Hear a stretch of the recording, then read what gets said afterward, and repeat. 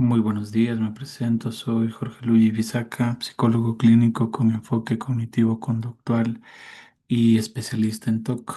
Y hoy vamos a hablar de TOC de falsas memorias. Para entender este TOC, primero necesitamos desmontar un mito que casi todos tenemos, la idea de que la memoria funciona como una grabación fotográfica fiel y exacta de lo que vivimos. Eso es falso. La neurociencia cognitiva lleva décadas demostrando que la memoria humana no es una grabación, es una reconstrucción. Cada vez que recordamos algo, el cerebro vuelve a armar el evento usando fragmentos emocionales y el contexto del momento presente. Es maleable, imprecisa y altamente susceptible al estado emocional. Aquí entra el TOC. Cuando el cerebro obsesivo no encuentra una grabación perfecta de un evento pasado, en lugar de aceptar esa incertidumbre como algo completamente normal, la interpreta como una amenaza crítica. El TOC de falsas memorias surge precisamente de esa intolerancia clínica a la duda histórica. El proceso por el que una falsa memoria se instala en la mente sigue cinco pasos muy precisos. Todo comienza con la duda inicial, un pensamiento intrusivo del tipo, ¿y si hice daño a alguien sin recordarlo? Ese pensamiento dispara la rumiación cíclica, el intento compulsivo de resolver una ecuación histórica que es por naturaleza imposible de resolver. Como no encuentra respuesta, aparece el vacío lógico. El cerebro analítico simplemente no tolera una pregunta sin respuesta. Entonces ocurre lo más perturbador, la generación del peor escenario donde el cerebro llena los espacios en blanco de la memoria con la narrativa más catastrófica posible. Y finalmente, la ansiedad extrema sella esa confabulación como si fuera un recuerdo real. La persona termina convencida de que algo nunca ocurrió y el TOC la persigue como si lo hubiera hecho.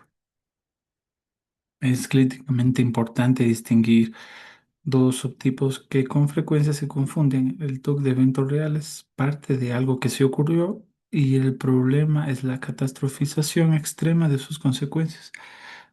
Cometí un error real, por lo tanto soy imperdonable.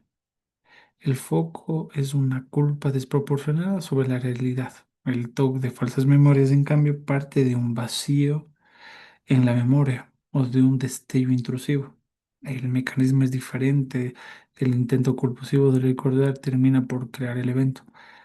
La lógica interna del paciente es, si no lo recuerdo claramente, debo haber hecho algo atroz. El foco es una duda paralizante sobre algo que probablemente nunca ocurrió. Y hay un punto clínico de gran importancia. Ambos subtipos pueden converger porque la rumiación excesiva sobre un evento real frecuentemente lo distorsiona hasta convertirlo en falsas memorias. Una de las confusiones diagnósticas más graves y más frecuentes es confundir el TOC de falsas memorias con un cuadro psicótico o esquizofrénico. La diferencia es clínicamente precisa. En el TOC, el pensamiento es ego distónico, contradice los valores de la persona y ésta mantiene un nivel de conciencia que oscila entre pobre y excelente. La persona reconoce que es absurdo, pero él y sí, sigue siendo devastador. Por eso ejecuta compulsiones para neutralizar la ansiedad. En la esquizofrenia y los delirios psicóticos, el pensamiento es ego sintónico que percibe como realidad fáctica. El nivel de insight es nulo y no existe compulsiones neutralizadoras porque el peligro imaginado no genera duda, genera certeza. Una matriz adicional importante es, existe el TOC de nivel delirante con insight casi nulo que requiere un manejo especializado ante el poder aplicar el EPR clásico.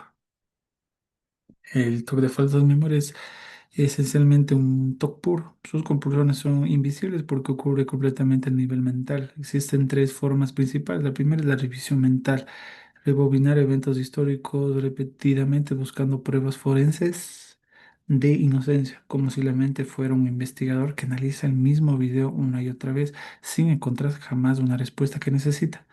La segunda es la búsqueda de reaseguro, confesar crímenes imaginarios a familiares o buscar desesperadamente en foros médicos y legales alguna confirmación de lo que teme no ocurrió. La tercera es la comprobación interna, monitorear el propio cuerpo y la propia respuesta emocional para evaluar si el pensamiento intrusivo genera algún tipo de disfrute, lo que conecta directamente con una función pensamiento-acción. Las tres compulsiones tienen el mismo efecto alivio momentáneo y un ciclo que regresa más fuerte. Existe un experimento clásico en psicología cognitiva conocido como el experimento del oso blanco de Warner, que ilustra perfectamente por qué intentar suprimir una falsa memoria la hace más poderosa. La instrucción del experimento es simple, no pienses en un oso blanco. El resultado es variable. La imagen del oso blanco invade la mente de forma inmediata y persistente. En el TOC de falsas memorias, esto es exactamente lo que ocurre. Cuando la persona intenta activamente no pensar en el recuerdo temido, no suprimirlo, no dejar que exista, la amígdala cerebral lo etiqueta automáticamente como una amenaza letal y lo convierte en el pensamiento más accesible y más intrusivo de todos. La supresión no es la solución, es el combustible del problema. Cuanto más desesperadamente intenta el paciente controlar su mente, más se apodera el TOC de la narrativa. El tratamiento con evidencia científica sólida para el TOC de falsas memorias de terapia de disposición con prevención de respuesta y su principio clínico central es fundamental. El objetivo no es eliminar el pensamiento intrusivo, el objetivo es desmantelar la respuesta conductual. Cuando el paciente experimenta la falsa memoria y ejecuta la revisión mental compulsiva, consigue un alivio temporal, pero provoca un rebote catastrófico. El pensamiento regresa más intenso, la EPR propone el camino opuesto, tolerar la incomodidad sin neutralizarla.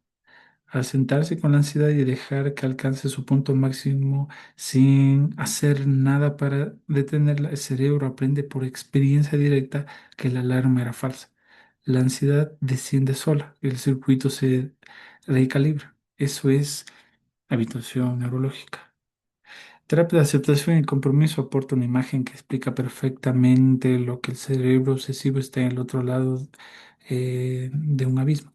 Está al otro lado de un abismo tirando de una cuerda con ataques implacables del tipo quizás eres una mala persona. La reacción compulsiva es tirar hacia atrás argumentando lógicamente no, yo nunca haría eso. Esa guerra cognitiva es perpetua, agotadora e inútil. El monstruo del TOC nunca se cansa. La estrategia clínica de la aceptación no es tirar más fuerte, es soltar la cuerda. Permitir que el monstruo grite sin responderle, no interactuar con la provocación, porque es exactamente esa resistencia táctil lo que mantiene viva la obsesión. En muchos casos el tratamiento se refuerza con soporte farmacológico. Los medicamentos de primera línea son los inhibidores selectivos de la recaptación de serotonina, los SIRS y los inhibidores de la recaptación de serotonina y noradrenalina, los bienes. Es importante saber que la dosis necesaria para tratar el TOC son significativamente más altas que la utilizada para la depresión mayor, porque el objetivo es modular el circuito córtico estriado talámico cortical cuando la falsa memoria roza la convicción delirante. La EPR clásica puede resultar inicialmente ineficaz porque el paciente percibe el peligro imaginado como completamente real. En esos casos, el uso clínico preciso de antipsicóticos atípicos en dosis bajas no busca tratar esquizofrenia, sino fracturar la rigidez de la creencia obsesiva y, por así, abrir la puerta para que la EPR pueda operar. El objetivo terapéutico final en el TOC de falsas memorias no es encontrar la verdad del pasado, es la búsqueda. Esa búsqueda es clínicamente una trampa neurológica sin salida. El mandato de TOC exige saber con certeza forense absoluta que no hizo algo en el pasado para poder vivir en paz. Eso es imposible. Ningún ser humano puede demostrar con certeza perfecta lo que no hizo. La respuesta de la aceptación radical es diferente. Quizás lo hice, quizás no. Es posible y aún así elijo vivir en el momento presente sin investigarlo. La recuperación no se logra recordando la verdad con exactitud, se logra aceptando vivir con la posibilidad del peor escenario, anulando así su poder destructivo sobre la vida presente.